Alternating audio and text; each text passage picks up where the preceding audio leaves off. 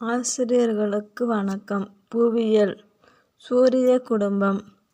வானில் புவியின் அமைப்பு நிலை எவ்வாறு உள்ளது? பேரண்டம். பால்வெளி விண்மீன் திரள் மண்டலம். சூரிய குடும்பம். புவி. எந்த நிகழ்வு ஏற்பட்டதன் காரணமாக எண்ணில் அடங்கா விண்மீன் வான்பொருள்கள் தோன்றின? பெருவெடிப்பு. பெருவெடிப்பின் காரணமாக தோன்றிய அனைத்தையும் எவ்வாறு கூறலாம்? பேரண்டம். யூனிவர்ஸ் அல்லது அண்டம். காஸ்மாஸ். அண்டத்தை பற்றி படிக்கும் படிப்பின் பெயர் என்ன? அண்டவியல். காஸ்மாலஜி. காஸ்மாஸ் என்பது எம்மொழி சொல்? கிரேக்கம். பெருவெடிப்பு எவ்வாறு ஏற்பட்டது என வானியலாளர்கள் நம்புகின்றனர்? சுமார் 15 பில்லியன் ஆண்டுகளுக்கு முன். பேரண்டம் என்பது என்ன? மிக பரந்த விண்வெளி. விண்மீன் திரள் மண்டலம் என்பது என்ன? ஈர்ப்பு விசையால் ஒன்றாக பிணைக்கப்பட்ட நட்சத்திரங்களின் தொகுப்பு. பெருவெடிப்புக்கு பின் எத்தனை ஆண்டுகள் கழித்து பால்வெளி விண்மீன் திரள் மண்டலம் உருவானது? 5 பில்லியன் ஆண்டுகளுக்கு பின். புவி எந்த விண்மீன் திரள் மண்டலத்தில் உள்ளது? பால்வெளி விண்மீன் திரள் மண்டலம். புவிக்கு அருகில் உள்ள விண்மீன் திரள் மண்டலம் எவை? ஆஸ்ட்ரோமெடா. மெகல்லனி. கிளவுட்ஸ். ஒளியாண்டு என்பது என்ன? ஒளி ஓர் ஆண்டில் பயணம் செய்யும் தூரம். ஒளியின் திசைவேகம் என்ன? வினாடிக்கு 3,00,000 கிலோமீட்டர். ஒளியின் திசைவேகம் என்ன? வினாடிக்கு 330 மீட்டர். சோலார் என்பதன் பொருள் என்ன? சூரிய குடும்பம். சோலார் என்ற சொல் எம்மொழியிலிருந்து பெறப்பட்டது? சோல் என்ற லத்தீன் மொழி. சூரிய குடும்பம் எவ்வாறு எப்பொழுது உருவானதாக நம்பப்படுகிறது? சுமார் 4.5 பில்லியன் ஆண்டுகளுக்கு முன்னாடி. சூரிய குடும்பம் எந்த விசையால் பிணைக்கப்பட்டுள்ள அமைப்பு? ஈர்ப்பு விசை. சூரிய குடும்பத்தில் சூரியனின் நிறை எவ்வளவு? மொத்த நிறையில் 99.8%. சூரியன் எந்த வாயுக்களால் ஆனது? ஹைட்ரஜன், ஹீலியம் போன்ற வெப்பமான வாயுக்களால். சூரிய குடும்பம். பால்வெளி விண்மீன் திரள் மண்டலத்தில் சூரியன் எத்தகையது? சூரியன் ஒரு விண்மீன். சூரியனின் மேற்புற வெப்பநிலை என்ன? 6000 டிகிரி செல்சியஸ். சூரியனின் வெப்பநிலை ஒளி புவியின் மேற்பரப்பை வந்தடைய ஆகும் நேரம் எவ்வளவு? 8.3 நிமிடங்கள். சூரியனுக்குள் எத்தனை புவிகளை அடக்கிவிடலாம்? 1.3 மில்லியன் புவிகளை. கோள் என்பதன் பொருள் என்ன? சுற்றி வருபவர். சூரிய குடும்பத்தில் எத்தனை கோள்கள் உள்ளன? 8. புதன், வெள்ளி, புவி, செவ்வாய், வியாழன், சனி, யுரேனஸ், நெப்டியூன். சூரியனை கோள்கள் எந்த திசையில் சுற்றி வருகின்றன? வெள்ளி, யுரேனஸ் கிழக்கிலிருந்து மேற்காக கடிகார திசையில். மற்ற கோள்கள் மேற்கிலிருந்து கிழக்காக எதிர்கடிகார திசையில். கோள்கள் தங்களது சுற்றுப்பாதையை விட்டு விலகாமல் சூரியனை சுற்றி வர காரணம் என்ன? ஈர்ப்பு விசை. உட்புற கோள்கள் எவை? புதன், வெள்ளி, புவி, செவ்வாய். புவி நிகர் கோள்கள் என அழைக்கப்படும் கோள்கள் எவை? உட்புற கோள்கள். வெளிப்புற கோள்கள் எவை? வியாழன், சனி, யுரேனஸ், நெப்டியூன். வியாழன் நிகர் கோள்கள் என அழைக்கப்படும் கோள்கள் எவை? வெளிப்புற கோள்கள். வளிம கோள்கள் என அழைக்கப்படும் கோள்கள் எவை? வெளிப்புற கோள்கள். எந்த இரு கோள்களுக்கிடையே சிறுகோள் மண்டலம் காணப்படுகிறது? செவ்வாய், வியாழன். சூரியனுக்கு மிக அருகில் உள்ள கோள் எது? புதன். சிறிய கோள் எது? புதன். புதன் கோள் யாருடைய பெயரால் அழைக்கப்படுகிறது? ரோமானிய கடவுள்களின் தூதுவரான மெர்க்குரியின் பெயரால். புதன் கோளில் எவை இல்லை? நீர், வாயு. புதன் கோளில் வளிமண்டலம் இல்லாததால் பகல் இரவில் எவ்வாறு காணப்படும்? பகல் அதிக வெப்பநிலை, இரவு கடுங்குளிர். புதன் கோளை நாம் எப்பொழுது வெறும் கண்ணால் காண முடியும்? அதிகாலை, அந்திப்பொழுது. வெப்பமான கோள் எது? வெள்ளி. இரட்டை கோள்கள் எவை? புவி, வெள்ளி ஒத்தளவு உள்ளதால். வெள்ளி தன்னைத்தானே சுற்றிக்கொள்ள ஆகும் காலம் எவ்வளவு? 243 நாட்கள்.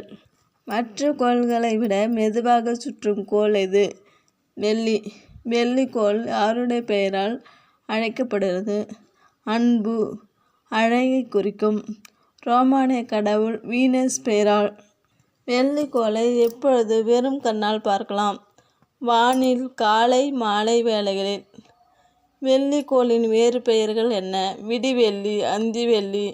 நிலவிற்கு அடுத்தபடியாக இரவில் பிரகாசமாக தெரியும் கோள் எது? வெள்ளி. புவி எத்தனையாவது பெரிய கோள்? 5வது பெரிய கோள். புவி நீலக்கோள், நீர்க்கோள் என அழைக்கப்பட்ட காரணம் என்ன? புவியின் மேற்பரப்பை 3/4 பங்கு நீர் சூழ்ந்துள்ளதால். ரோமானிய கிரேக்க கடவுள்களால் அழைக்கப்படாத ஒரே கோள் எது? புவி. புவியின் துருவ விட்டம் எவ்வளவு? 12,714 கிலோமீட்டர். புவியின் நிலநடுக்கோட்டு விட்டம் எவ்வளவு? 12,756 கிலோமீட்டர். புவி சூரியனை எத்தனை கிலோமீட்டர் வேகத்தில் சுற்றுகிறது? வினாடிக்கு 30 கிலோமீட்டர் வேகம். புவியின் துணைக்கோள் எது? நிலா. சூரியனுக்கும் புவிக்கும் இடைப்பட்ட தொலைவு எவ்வளவு? 150 மில்லியன் கிலோமீட்டர். புவியிலிருந்து ஒரு வானூர்தி சூரியனை சென்றடைய எவ்வளவு காலமாகும்? 800 கிலோமீட்டர் மணி வேகத்தில் சென்றால் 21 ஆண்டுகள் ஆகும். உயிர்கோளம் எனப்படுவது எது? புவி. செந்நிற சிவப்பு கோள் எது? செவ்வாய். புதனுக்கு அடுத்தபடியாக 2வது சிறிய கோள் எது? செவ்வாய். செவ்வாய்க்கோள் யாருடைய பெயரால் அழைக்கப்படுகிறது? ரோமானிய போர்க்கடவுள் மார்ஸ் பெயரால். செவ்வாய்க்கோள் சிவப்பாக தெரிய காரணம் என்ன? கோளின் மேற்புறத்தில் இரும்பு ஆக்சைடு உள்ளதால். செவ்வாய்க்கோளின் வளிமண்டலம் எத்தகையது? மிகவும் மெல்லியது. செவ்வாய்க்கோளின் துருவ பகுதிகளில் என்ன காணப்படுகிறது? பனி உறைகள். செவ்வாய்க்கோளுக்கு எத்தனை துணைக்கோள்கள் உள்ளன? 2. Phobos, Deimos. செவ்வாய் கிரகத்தை ஆராய இந்திய விண்வெளி ஆராய்ச்சி நிறுவனம் எந்த விண்கலத்தை அனுப்பியுள்ளது? மங்கள்யான். செவ்வாய்க்கோளை ஆராய விண்கலம் அனுப்பியுள்ள நாடுகள் எவை?